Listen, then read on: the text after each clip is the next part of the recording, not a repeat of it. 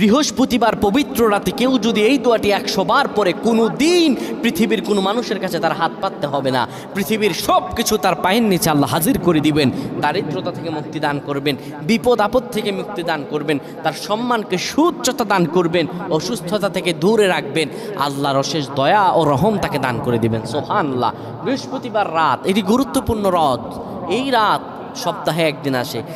আরবিতে রাত আগে আসে, দিন পরে আসে। সুতরাং বৃহস্পতিবারের যে দিন গিয়ে রাত, এটি বৃহস্পতিবার রাত নয়, এটি শুক্রবারের রাত, এটি জুমাবারের রাত, এটি দোয়া কবুলের রাত, আল্লাহর কাছাকাছি হওয়ার রাত। সুবহানাল্লাহ।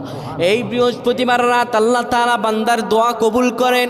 কেউ যদি বৃহস্পতিবার রাতে ঈশা নামাজের পরে পবিত্র হয়ে ইয়া হাইয়ু ইয়া হাইয়ু ইয়া হাইয়ু ইয়া রফিয়ু ইয়া রফিয়ু ইয়া রফিয়ু এই দোয়াগুলো পড়তে পারে 100 বার, আল্লাহ রাব্বুল আলামিন তার